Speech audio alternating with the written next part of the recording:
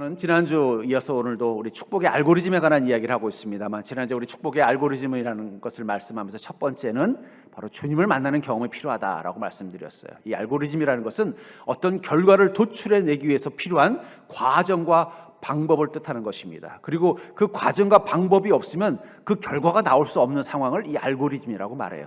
그러니까 순간에 다른 과정이나 다른 방법이 개입되면 다른 결과가 도출되기 때문에 이 알고리즘이라는 단어를 쓰는데, 이 축복의 알고리즘도 그렇다는 거예요. 주님의 약속과 축복을 우리 삶 가운데 경험하기 위해서 첫 번째 단계가 주님을 만나는 경험이라면, 두 번째는 우리가 믿음의 선택을 해야 되는 단계를 통과해야만 바로 이 축복의 결과로 갈 수 있다는 것입니다. 저는 저희 사택에서 이 교회까지 한 10분 정도면 충분히 올 수 있는 가까운 거리에 있습니다. 실제 거리는 한 1km도 안 되는 가까운 곳이에요. 차로 와도 한 10분 안에 올 수 있는 곳인데, 문득 그 생각이 들었어요. 내가 교회까지 오는 이 길을 보면서 내가 몇 번이나 갈림길을 지나쳐오나 하는 생각을 해서 일부러 한번 출근하면서 세봤어요. 그랬더니 최소한 12번의 사거리를 만나더라고요. 그러니까 12번이나 사거리에서 좌회전하든지 우회전하든지 직진하는 과정을 거쳐서 교회 주차장까지 온다는 사실을 깨달았습니다. 그래서 그 12번이라는 그 사거리를 지날 때마다, 그럼 만약에 그 목적지가 그 각기 매번 다른 길로 간다면 나는 몇 개의 목적지를 만나게 되나? 그러니까 그 사거리 사거리가 같은 길을 가는 게 아니라 계속 다른 길로 해서 12번을 갈림길을 간다면 몇 번이나 몇 가운데 목적지를 만나라 봤더니 자그마치 400개나 다른 목적지로 가더라고요. 그러니까 12번의 사거리에서 이번은 오른쪽, 다음번은 왼쪽 해서 같은 방향으로 한 번도 가지 않고 가면은 내가 만나는 목적지가 400개가 된다는 거예요. 그 중에 하나가 바로 이 교회인 것입니다. 그럼에도 불구하고 저는 한 번도 이 집에서 이 교회로 오는 시간 가운데서 한 번도 그 사거리에서 갈등해 본 적이 없어요. 이번엔 우회전해야지, 다음번엔 좌회전해야지, 다음에는 여기서는 직진해야지, 그리고 골목을 지나면 지하 주차장으로 들어가면 되지. 저는 한 번도 갈등 없이 이 12개의 그 갈림길에서 분명하게 이 교회로 오는 길을 향해서 올 수 있었습니다. 이유는 무엇일까요? 그건 제 안에 확신이 있었기 때문이에요. 다음번에 사거리에서 우회전해야 교회 가는 길이라는 확신, 다음번 사거리에서는 직진해야만 교회로 갈 수 있다는 확신, 다음 골목으로 들어가서 그 다음 고개 위로 올라가야만 교회로 갈 수 있다는 확신이 있었기 때문에 저는 한 번도 망설임 없이 이 길을 올 수 있었던 것입니다. 단 10분 만의 거리를 위해서도 12번의 갈림길이 있고 400개의 다른 목적지를 만난다면, 우리가 인생을 하나의 갈림길을 지나는 길과 같다고 생각하면 우리는 얼마나 많은 인생길을 지나가야 될까요? 그리고 그 인생을 각기 다른 인생을 산다면 우리는 얼마나 다른 인생의 목적지에 도착하겠냐는 거예요. 전 그런 의미에서 마태복음 7장 13절부터 14절에 보면 예수님께서 천국을 좁은 문으로 비유한 이 문장을 이렇게 이해할 수 있을 것 같아요. 좁은 문으로 들어가라. 멸망으로 인도하는 문은 크고 그 길이 넓어 그리로 들어가는 자가 많고, 생명으로 인도하는 문은 좁고 길이 협착하여 찾는 자가 적음이라. 이 좁은 문이라는 것, 천국으로 들어가는 이 좁은 문이라는 것은 사람이 들어가기 힘들 만큼 작은 문이라는 뜻도 있지만, 어쩌면 저는 이것을 이 시대에 해석을 한다면 너무나 많은 갈림길 가운데서 인생의 그 갈림길을 따라 가다 보면 너무나 많은 다양한 목적지가 있는데, 그곳에서 천국으로 가는, 천국의 갈림길을 향해 가는, 그 천국의 목적지를 향해 가는 그 길은 단 하나밖에 없기 때문에 좁은 문이겠구나. 제가 저희 집에서 이 10분 거리밖에 안 되는 이 교회로 오는데도 12번의 갈림길이 있었고, 그 갈림길을 각기 다른 방향으로 가게 되면 400개의 목적지 중에 하나로 이 교회를 왔다면, 우리 인생의 수많은 갈림길을 통과해서 여러분 천국에 가는 것은 좁은 문을 들어가는 것보다 더 힘들 것입니다. 그런데 왜 우리는 힘들지 않을까요? 그것은 우리 안에 있는 믿음이 확신을 갖게 만드는 거예요. 다음 갈림길 인생에서는 우회전해야지, 다음 갈림길 인생에서는 내가 믿음으로 직진해야지, 다음 갈림길의 인생에서는 내가 저 골목으로 들어가야만 천국을 향해 가는 목적지로 갈 수 있다는 것을 우리 믿음이 확신을 갖게 해주기 때문에, 우리는 인생의 선택마다 천국으로 가는 길을 선택했기 때문에 우리는 천국을 향해 지금도 가는 여정이라는 것입니다. 전 그런 의미에서 그리스도인의 인생은 아직도 드라이브 중이라고 생각해요. 여러분들은 단지 어떤 목적지를 찾아가기 위해서 차를 끌고 갈 때마다 갈림길을 경험하는 게 아니라, 인생이 저 천국을 향하는 모든 길들이 갈림길을 만나야 된다는 거예요. 그 속에서 여러분들의 믿음이 여러분들을 천국으로 가는 길을 가르쳐주고, 그 길을 향해서 망설임 없이 핸들을 꺾듯 여러분들의 삶의 의지를 결정했기 때문에 여러분은 여전히 이 경유지인 이 교회에 온 것입니다. 이 교회는 그런 의미에서 고속도로 휴게소 같은 곳 같아요. 휴게소라는 곳 가다 보면 휴게소 나오면 어떻게 돼? 내가 잘 가고 있구나. 부산 가야 되는데 부산 쪽 가는 휴게소를 만나면 잘 가는 거지만 갑자기 어디 무슨 전주 휴게소가 나오면 내가 잘못 가고 있는 것처럼 내가 교회 왔다는 것 자체도 뭐예요? 내가 지난 한 주간도 인생의 갈림길에서 천국을 향해 가는 이 여정 가운데 잘 가고 있구나. 그걸 확인하는 시간이 어쩌면 또 우리가 믿음을 가지고 있는 이 신앙생활도 들어있다고 생각합니다. 오늘 본문에 나오는 요한도 자신의 인생의 갈림길마다 천국을 향해 가는 길을 선택합니다. 그것을 한마디로 광야의 소리가 되는 삶을 선택했다라고 말하고 있다는 거예요. 요한은 사실은 제사장 사가랴의 외아들입니다. 아주 귀하게 낳은 아들이었어요. 그렇기 때문에 사가랴가 그 아들 요한을 너무너무 사랑했기 때문에 어쩌면 그는 자신의 다른 길을 갈 수도 있었어요. 아버지 제사장의 뒤를 이어서 제사장의 인생을 살 수도 있었고요. 나아가서는 대제사장의 삶을 살 수도 있었음에도 불구하고 그의 믿음은 그로 하여금 인생의 갈림길에 광야에 외치는 자의 소리를 선택하도록 만들어서 그가 광야로 가게 됐다는 것입니다. 저는 그런 의미에서 우리가 침례 요한처럼 믿음이 우리를 구원의 길로 선택하도록 만들어준다는 것은 구체적으로 무엇인가? 여러분들이 요한의 선택을 통해서 나도 인생의 어떤 갈림길마다 저 천국을 향해 가는 구원의 길을 향해서 온전히 달리고 있는 인생인지를 돌아보는 믿음이 되기를 주의 이름으로 축복합니다. 그 속에서 우리가 선택하는 힘을 주는 것이 바로 이 믿음이라면 우리의 믿음이 우리를 구원의 길을 선택하도록 만들어준다는 것은 무엇인지를 우리가 깨달아야 될 줄 믿습니다. 먼저 믿음은 우리에게 광야를 보는 눈을 갖게 해준다라고 말하고 있어요. 절 따라해볼까요? 믿음은 우리에게 광야를 보는 눈을 갖게 한다. 본문 1, 2절에 보니까 그때 침례 요한이 이르러 유대 광야에서 전파하여 말하되 회개하라 천국이 가까이 왔느니라. 왜 요한은 유대 광야에서 전파했다고 말하고 있을까요? 아까도 말한 것은 이 침례 요한은 제사장 사가랴의 외동아들입니다. 그것도 늦은 나이에 낳은 귀한 아들이에요. 아마 이 사가랴 아버지는 요한을 향해 바라보면서 그런 마음이었을 거예요. 우리 아들 요한이가 내 뒤를 이어서 제사장이 되고 나중에 아버지의 꿈을 이루고 아버지도 못 이룬 꿈인 대제사장이 되어서 이 땅에서 풍요롭고 평안하게 잘 살았으면 좋겠다라는 기대감을 가지고 있었을 거예요. 그리고 아마 아버지가 제사장이었기 때문에 요한은 어릴 때부터 예루살렘에서 살았을 것입니다. 근데 믿음을 가지고 그 예루살렘 거리에서 살던 요한의 눈에 보인 예루살렘은 어떤 곳이에요? 그것은 광야와 같은 곳이었다는 거예요. 하나님을 찾을 수 없는 삭막한 곳이었다는 것입니다. 하나님의 은혜와 진리를 발견할 수 없는 삭막한 곳이었던 거예요. 요한의 눈에 그 예루살렘은요, 정말 이 풍성하고 풍요로운 땅, 그런 곳이 아니라 바로 광야같이 느껴졌던 것입니다. 그래서 그는 그곳에 있을 수가 없었어요. 오히려 그 예루살렘 옆에 있는 유대 광야 갔더니 그곳에 하나님이 계신 게 느껴진 거예요. 그곳이 하나님의 은혜와 사랑이 있는 것을 느낀 것입니다. 예루살렘에 머물 수가 없었던 거예요. 왜냐하면 그곳은 죄와 욕망으로 가득한 삭막한 사막과 같은 땅이기 때문입니다. 저는 우리 시대를 바라보면서 그런 생각이 들어요. 어쩌면 이 시대야말로 이스라엘 민족에게 예루살렘 같은 곳이 아닐까. 예루살렘은 어쨌든 이스라엘 민족의 수도이고 그곳은 종교, 문화, 정치적으로 모든 것이 집약되어 있는 풍요로운 땅이었습니다. 아마 예루살렘의 어디 구석 갈릴리 나사렛 같은 데 사는 사람들도 소원이 뭐냐면 예루살렘 가서 사는 것이었을지도 몰라요. 그 헤롯 왕궁 옆에 아주 거기 살기 좋은 청담동이 있다고 하던데 나도 거기 가서 좋은 집에서 살고 싶은 욕망을 꿈꾸는 곳이었을지도 모른다는 거예요. 근데 정작 제사장의 아들이었던 요한의 눈에 예루살렘은 어떤 곳이라는 거예요? 하나님의 은혜는 없고 진리는 없고 죄와 욕망만 가득한 땅으로 보였기 때문에 그는 그곳에 머물 수가 없었다는 거예요. 숨이 막혀서. 어쩌면 우리 시대는요, 이 영혼의 사막화가 점점 더 심각해지는 시대를 살고 있습니다. 이번 주 금요일 날 제가 예수님께서 만약에 2022년도 이 땅에 오신다면은 어떤 일들을 하셨을까를 마태복음 4장 24절을 가지고 말씀드렸습니다. 제가 그래서 한번 마태복음 4장 24절을 2022년 버전으로 제가 한번 풀어봤어요. 한번 이렇게 번역할 수 있을 것 같아요. 그의 소문이 온 지구촌에 퍼진지라 사람들이 모든 앓는 자, 특히 각종 마음의 병에 걸려서 고통당하는 자, 정신질환 자, 우울증 환자, 분노조절 장애자, 중독증 환자, 불안장애자, 대인기피증 환자들을 데려오니 그들을 고치시더라.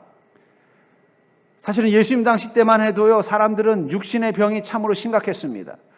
의학도 발달하지 않았고 약도 없었고 가난하고, 그러나 사람들의 마음은 건강했어요. 우리도 옛날에 할아버지 때를 보면요, 우리나라 사람들도 옛날에 못 살 때 그래도 사람들의 마음은 건강했습니다. 건강한 지가 어떻게 돼요? 마을 공동체에는 평화가 있고 질서가 있고 가정에는 형제 간의 우애가 있고 부모 자식 간의 사랑이 있고 헌신이 있고 교회도 어땠어요? 옛날 교회는요. 얼마나 분위기가 좋았고 따뜻했습니까? 예. 근데 우리 시대는 어떻게 됐어요? 물질적으로는 풍요로워졌지만 마음은 자꾸 사막화되고 있다는 거예요. 마음은 사막화되고 있어요. 그러니까 아마 주님께서 이 시대에 오면은요, 야, 뭐 저기 다리에 아픈 사람, 아이고 저기 뭐 혈루증 앓는 여인, 아이고 내가 안 고쳐도 다 되겠더라. 병원에 가면 다 의사 선생님들이 잘해주더만 나보다 더 잘 고치던데, 그리고 뭐 니들이 스스로 알아서 잘 고치겠던데 내가 걱정하는 건 너희들의 마음의 병이 걱정이다 하실 것 같아요. 오히려 지금 오시면요, 그런 뭐 혈루증, 안진병 이런 사람들보다 뭐 정신질환자, 우울증 환자, 분노장애 중독자, 성적 중독자들, 세상의 쾌락에 사로잡혀 있는 영혼들, 그들의 마음 치료하는 데 주님은 더 많은 에너지를 쏟았을 것 같은 시대라는 거예요. 여러분들 눈에는 이 세상이 어떻게 보입니까? 침례 요한의 눈에는 예루살렘이 그런 곳으로 보였다는 거예요. 사람들은 예루살렘 사셔서 좋겠습니다. 거기 정말 뭐 헤롯 궁전 옆에 정말 멋진 공원이 있다면서요. 거기는 막 물자들이 전 세계 물자들이 풍요롭게 넘친다면서요. 아이고 그런 곳에 사셔서 좋겠습니다. 이 풍요로운 땅을 살아서 얼마나 행복합니까? 이곳 나사렛은 정말 가난하고 어려운 것들이 많은데, 이렇게 말하지만 정작 그곳에서 태어나서 자란 요한의 눈에 그곳은 사막보다도 못한 곳이었다는 거예요. 믿음의 눈을 뜨고 여러분들 인생을 바라보시고 세상을 보십시오. 그 속에서 여러분 뭐가 보여요? 아이고 세상 살만해졌네, 세상 좋아졌네, 아이고 세상이 이렇게 멋지네, 그런 게 보입니까? 아니면 요한의 눈에 보이는 것처럼 그 광야 사막이 보이십니까? 요한이 왜 유대 광야로 갔느냐? 예루살렘이 진짜 광야같이 보였기 때문이에요. 사람 살 수 없는 사막같이 보인 거예요. 순전한 영혼을 가진 자가 머물 수 없는 척박한 곳으로 보인 거예요. 아니 그 옆에 유대 광야가 더 하나님의 은혜가 임하고 하나님의 임재가 경험되어지는 더 살만한 곳으로 보였기 때문에 요한은 광야에 머물 수밖에 없었다는 거예요. 그러니까 요즘 젊은이들도 이 세상이 어떻게 물질적으로는 풍요하지만 정신적으로 점점 사막화되는 이 세상 속에서 정신적 풍요를 찾아서 인도나 티베트로 찾아가는 청년들이 있다라는 기사를 봤어요. 그 가난한 땅. 그러니까 저는 그런 의미에서 물질적인 풍요가 정신적인 풍요를 보증해 주는 것 같지는 않아요. 우리가 믿음의 눈을 뜨고 세상을 바라보십시오. 아이고 저 사람 이번에 뭐 땅이 보상받아가지고 아파트 좋은 데로 옮겼다는데, 아이고 저 사람 이번에 통장에 뭐 수백억이 생겨가지고 그거 가지고 뭐 저기 강남에다 빌딩을 하나 샀다는데, 그거 보면서 그들이 부럽습니까? 아니면 믿음의 눈을 뜨고 보니까 그 피폐한 영혼들을 보면서 안타깝습니까? 우리가 믿음의 눈을 가지고 우리 인생을 바라보면요, 광야가 보이기 시작할 것입니다. 그리고 그 속에서 어디가 천국인가, 어디가 주님이 인도하시는 곳인가, 그 길이 보이는 거예요. 당신 눈에는, 여러분들의 눈에는 세상이 어떻게 보이세요? 전 여러분들이 침례 요한처럼 믿음의 눈을 뜨고 여러분들의 세상을 보는 자가 되기를 주의 이름으로 축복합니다. 우리가 언제 길을 잃어버리냐, 천국 가는 길을 잃어버리냐, 믿음의 눈이 닫히고 나면요, 다시 화려한 이 예루살렘의 모습, 시장들이 보이니까 거기에 눈이 휘둥그레서 천국 가는 이정표를 못 보는 거예요. 그러나 요한의 눈에는요, 그 예루살렘이 황량한 사막보다 못한 곳이니까 그곳에서 천국 가는 길이 보였던 것입니다. 그리고 그 길을 따라서 그는 유대 광야까지 온 것입니다. 그렇기 때문에 믿음은 욕망의 소원보다 광야의 정막을 선택하게 해요. 우리 안에 온전한 믿음이 있으면요, 우리의 믿음은 내가 욕망의 소원보다는 광야의 정막을 선택하게 한다는 것입니다. 본문 3절에 보니까 그는 선지자 이사야를 통하여 말씀하신 자라. 일렀을 때 광야에 외치는 자의 소리가 있어 너희 이르되 너희는 주의 길을 준비하라, 그가 오실 길을 곧게 하라 하였느니라. 이 요한이 왜 광야로 갔는가? 그것은 주의 길을 준비하게 하시기 위해서 주님이 광야에 외치는 자의 소리가 되게 했다라고 말하고 있어요. 그렇다면 요한은 그 광야에서 어떤 생활을 했다고 말하고 있느냐? 그 다음 4절에 보니까 이 요한은 낙타털 옷을 입고 허리에 가죽띠를 띠고 음식은 메뚜기와 석청이었더라. 얼마나 초라한 삶입니까? 아까도 말한 것처럼 요한은 사가랴라는 제사장의 외동아들입니다. 외아들입니다. 뒤늦게 나온 늦둥이입니다. 얼마나 귀했겠어요. 아마 어쩌면 이 요한이 이 예루살렘에 있었다면 그의 아버지가 저 로마 밀라노에 제일 좋은 원단을 가져다가 제일 좋은 옷을 입혀서 귀한 아들이라고 옥동자처럼 잘 키웠을 거예요. 거기서는 뭐 먹을 것 때문에 걱정하지 않고 또 이 예루살렘에 온 전 세계 귀한 진미들을 많이 맛보면서 좋은 삶을, 풍요로운 삶을 살았을지도 모를 것입니다. 그럼 그가 지금 광야에 와서 어떻게 하고 있다고 말하고 있어요. 그 냄새나고 무겁고 땀나는 낙타털로 추위를 이기는 것만 유일한 기능인 낙타를 갖다 가죽을 윗으로 입고 또 음식은 메뚜기와 석청을 한다라는 거예요. 아마 이 요한의 어머니인 엘리사벳이 광야에 있는 요한을 보면 아마 통곡을 했을 거예요. 아니 우리 아들, 이 귀한 아들이 아버지 집에 있으면 정말 좋은 옷에다가 좋은 음식에다가 편안하게 잘 먹고 잘 살 텐데 이 광야에 와서 이 고생을 하고 있다니 얼마나 속상했겠어요. 그럼 왜 그런 일을 선택했을까요? 제가 즐겨보는 TV 중에 이 자연인이다라는 프로그램이 있습니다. 근데 이 자연인이다에 나오는 MC가 10년 가까이 그 일을 하면서 한 인터뷰하는 장면을 봤어요. 근데 그 MC가 이런 얘기를 하더라고요. 가끔은 그 프로가 이렇게 하고 나면은 댓글이 시청자들 게시판에 오르는데 이런 말을 하더라고요. 그 보니까 그 자연인들 막 그 제대로 씻지도 않아서 막 때가 꼬질꼬질하고 막 집도 지저분하고 막 그냥 음식들도 보면 깨끗해 보이지도 않고 막 손톱에는 막 때가 잔뜩 끼고 이걸 가지고 음식을 해줘서 그걸 또 날 것을 먹으라고 주고 하는데 그거 어떻게 해요? 괜찮아요? 그 너무 비위생적인데 이런 글들을 본다는 거예요. 근데 자기가 10년 가까이 이 자연인들을 하면서 그런 그 손에 때가 잔뜩 낀 흙 묻은 손으로 음식을 해준 그 자연인들이 준 음식을 먹고 배탈 나본 적이 한 번도 없대. 오히려 시내 가서 좋은 횟집에 가서 회 먹고 탈난 적은 있다는 거예요. 시청자 여러분들이 보기에는 그 때가 쫙든 그 흙들이 지저분한 것처럼 보이지만 자연 속에 있는 흙은 깨끗합니다. 오히려 깨끗해 보이는 세상 속에 있는 사람들의 손이 더 지저분하다라는 거예요. 그래서 제가 그걸 보면서 그랬어요. 저분들이 이제 은퇴하고 나면 분명히 자연인이 될 것 같아요. 나는 자연이다. 마지막에 아마 저 두 사람이 나오지 않을까 싶고. 왜요? 그들의 마음은 이미 어떻게 된 거예요? 자연이 더 깨끗하구나. 이 세상이 더 지저분하고 독하구나. 그걸 알게 된 거예요. 자연인 속에 보면 자연인들이 가지고 있는 그 더러운 모습이 세상에 깨끗한 것보다 더 깨끗하다는 걸 보게 된 것입니다. 여러분들, 코로나보다 더 강력하고 오래된 바이러스가 있어요. 그건 죄와 욕망의 바이러스입니다. 그것은 인간의 그 수만 년의 역사 속에서 인간의 곁을 한 번도 떠난 적이 없어요. 그것은 얼마나 전염력이 강한지 또 얼마나 강력한지 지금도 인간의 삶을 좌지우지하는 가장 강력한 영향력을 가지고 있는 이 바이러스가 바로 죄와 욕망의 바이러스예요. 코로나는 비교도 못합니다. 그것들이 우리를 병들게 만들고 우리로 하여금 이 천국에 가지 못하는 인생이 되도록 만든다는 거예요. 그걸 알기 때문에 요한은 광야에 가서 무엇을 한 것입니까? 죄와 욕망의 바이러스로부터 자기를 오염되지 않게 하기 위해서 어떻게 해요? 그것들을 다 벗어버린 거예요. 지금이라도 마음만 먹고 아버지 제가 광야에 왔더니 좀 춥네요. 외투 좀 보내주세요. 그러면 뭐 요즘 젊은 애들이 좋아하는 뭐 등골 브레이크인가 하는 무슨 뭐 최고급 그런 뭐 파카 그 아버지가 안 사다 주시겠어요? 아이고 맨날 메추기랑 석청만 먹으니까 질리네요. 그러면요 아마 배달의 민족 통해서 좋은 음식들 다 보내줬을 거예요. 근데 왜 요한은 그것들을 먹지 않고 왜 그 낙타 털옷을 입고 가죽띠를 띠고 메뚜기와 석청만 먹으면서 광야 생활을 했는가? 자기 안에 있는 욕망을 절제하는 것이 가장 깨끗해지는 비결이라는 걸 알기 때문이에요. 여러분들은 이 세상을 바라보면서 무엇이 들리세요? 요한에게는 욕망의 소음이 너무 크게 들린 거예요. 오히려 그 욕망의 소음보다 그 광야의 청막이 자신에게는 더 소중했던 것입니다. 왜냐하면 그 광야의 성막 속에서 그는 무슨 소리를 들은 것입니까? 천국을 갈 수 있는 방향에 관한 소리를 들은 거예요. 제가 이게 전에 한번 산에서 길을 잃은 적이 있어요. 좀 자주 가는 산이었는데 길을 잃어버린 거. 어떻게 좀 딴 생각을 하다 보니까는 길인 줄 알고 갔더니 보니까는 엉뚱한 데로 가고 있는 거예요. 그래서 내가 목적지 않은 봉우리까지 가는 길이 아닌 거예요. 그래서 당황했어요. 그러다가 어떻게 할까 하다 가만히 있었더니 저쪽에서 한 40, 50대쯤 되는 아주머니들의 웃는 소리가 들리더라고요.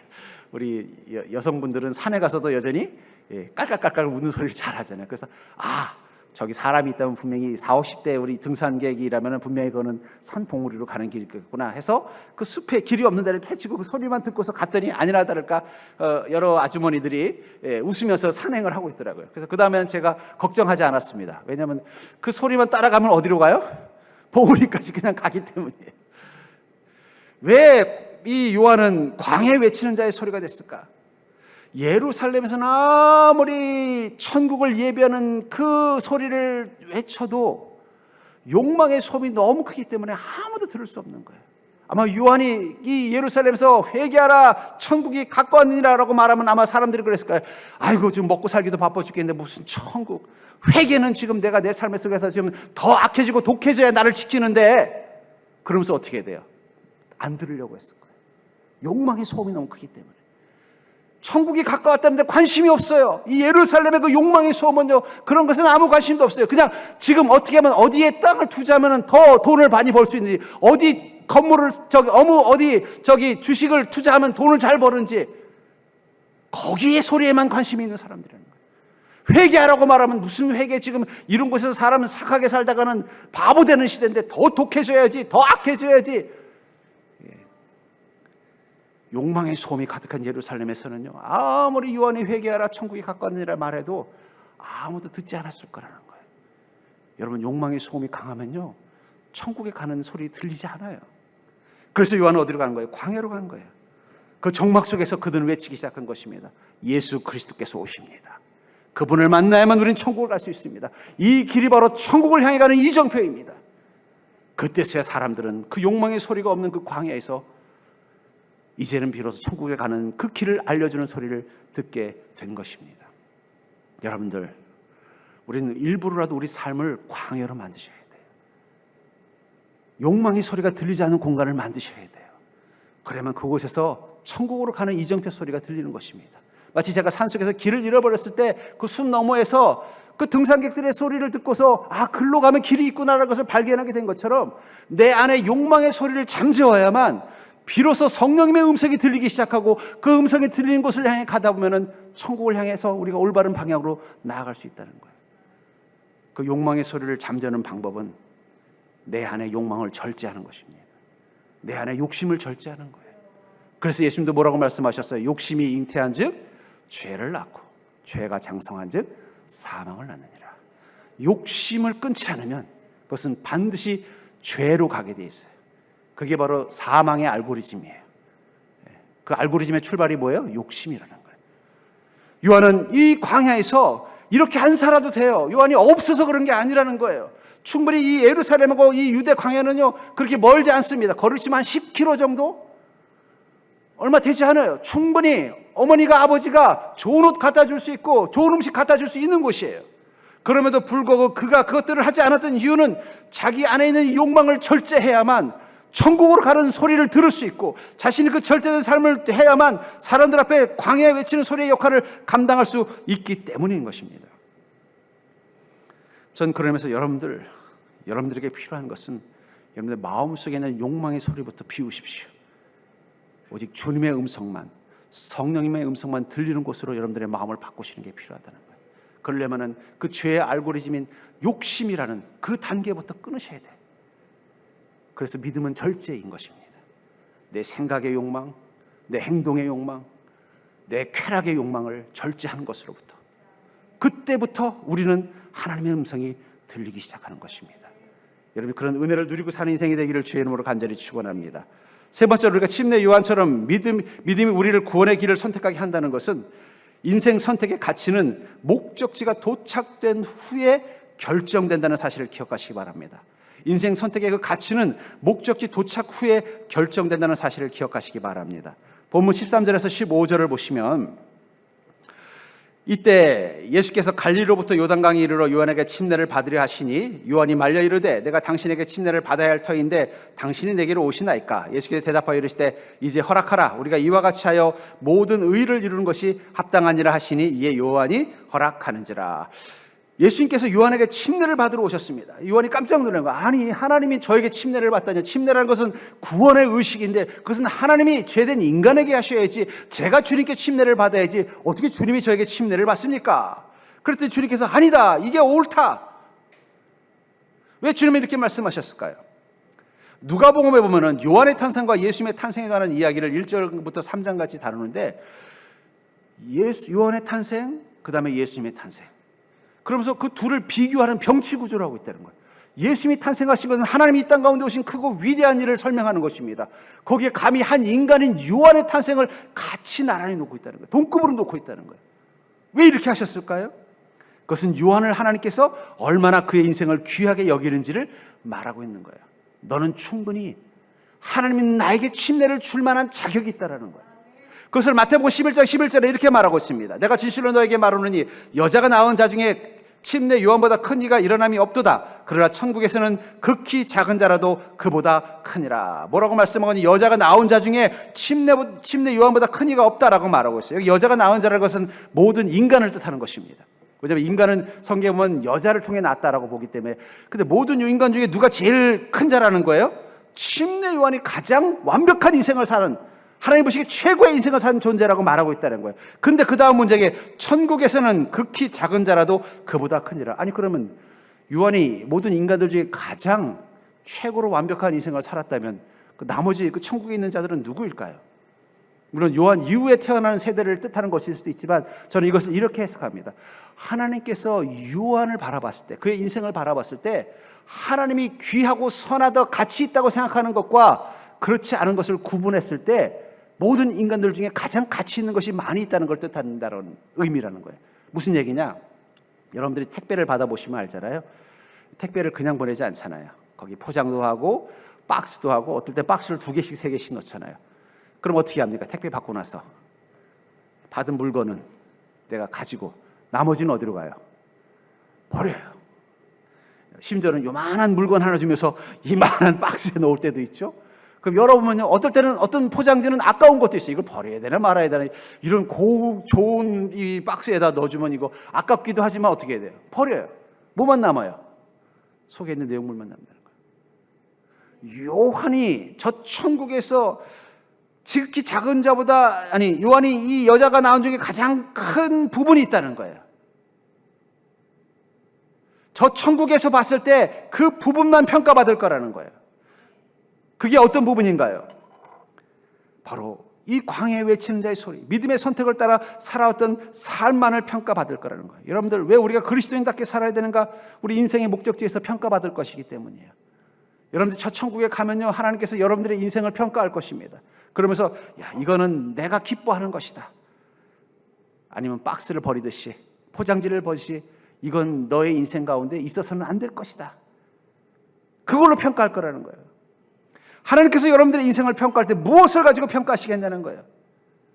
그것은 여러분들이 믿음을 가지고 저 천국을 향해 가는 그 여정 속에서 끝까지 요한처럼 광야에 외치는 자의 소리처럼 죄와 욕망과 싸워 나아가면서 주님의 음성을 따라 살아가는 그 모든 인생, 그것을 주님은 평가하실 거라는 거예요.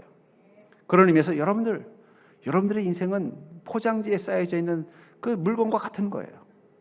그 속에서 주님이 가져가실 것과 주님이 천국 문 앞에서 뜯어서 버려버릴 것이 구분된다면 여러분들은 무엇을 가지고 살아야 되겠어요?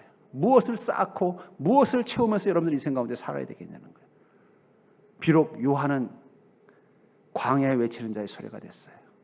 저는 가끔 그 생각이 들어요. 만약에 요한이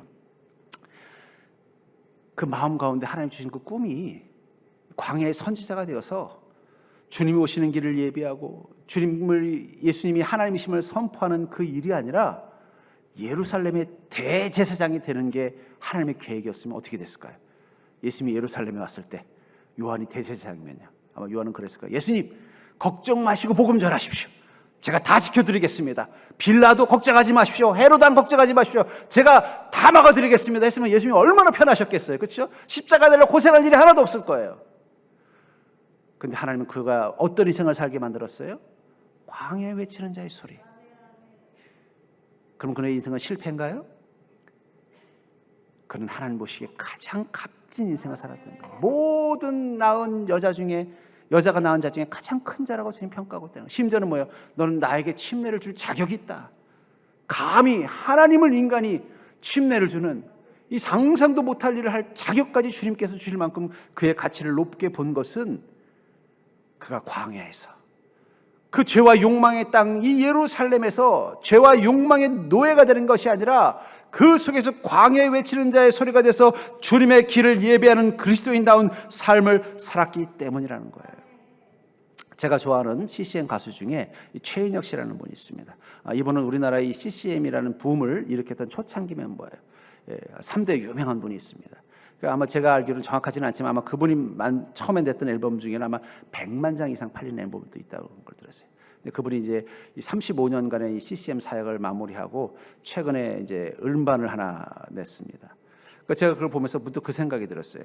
만약에 옛날에 이 최인혁 씨가 한참 막 인기가 많을 때 어쩌면 분명히 어떤 일반 대중가요를 만드는 사람들이 와서 그랬을 거예요. 아이, 최인혁 씨 목소리 음색도 좋고 작곡 실력도 탁월하고, 그런데 그러지 말고 대중가요 한번 해보면 어떻겠는가. 아이, 100만 장, CCM도 100만 장 만드는데 일반 가요 만들면 1000만 장 못 만들겠어요? 그래서 만약에 최인혁 씨가 그 길에서 방향을 틀어서 대중 가수가 됐다면 어쩌면 우리가 아는 유명한 가수가 돼서 또 풍요롭게 그 음반을 발매해서 얻은 수익으로 엄청나게 풍요롭고 화려하고 명성 있게 살았을 거예요. 근데 최인혁 씨는 그걸 거절했습니다.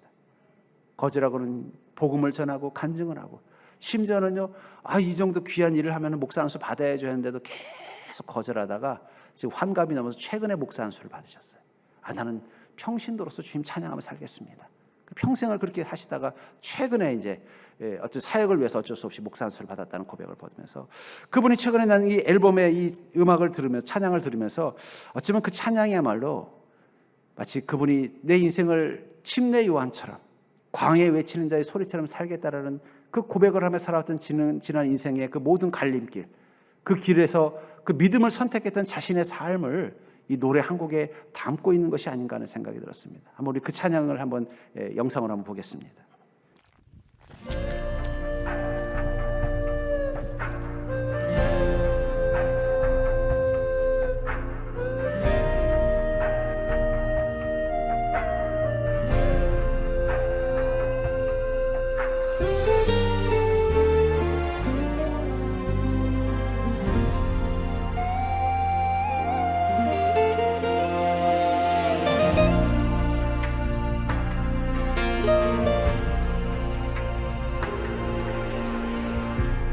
인생 한 번 왔다 가는 세상, 무얼 위해 살까? 영원한 내 집을 바라보며 주를 위해 살리. 인생 끝이 나고 죽게 가면 주님 뭘 하실까? 그때 주님 칭찬하시도록 주를 위해 살리. 내 마음, 내 능력 모두 주님께 드리리. 내 능력, 내 소망 모두 드리리라.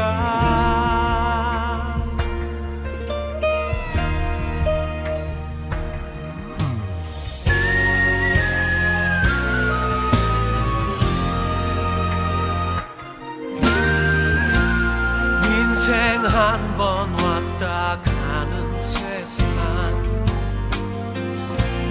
무얼 위해 살까? 영원한 내 집을 바라보며 주를 위해 살리.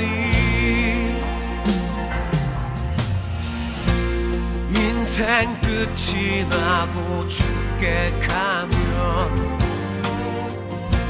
주님 뭘 하실까?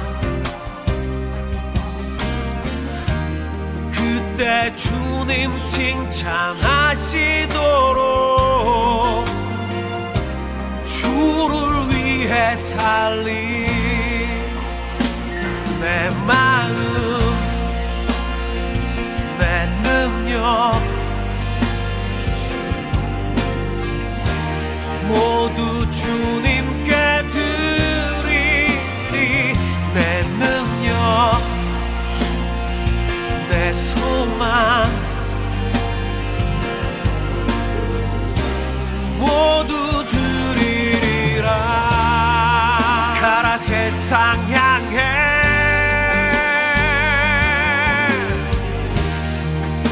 다한 내 꿈 이루어지리라. 세상이 널 감당치 못하리. 담대함으로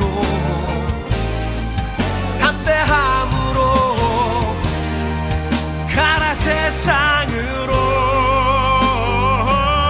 내 마음 내 능력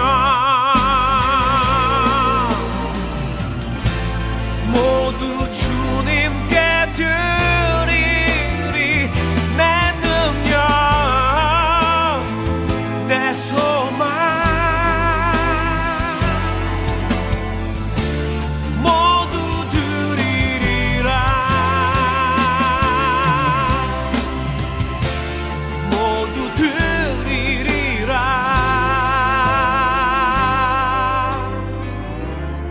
모두 드리리라.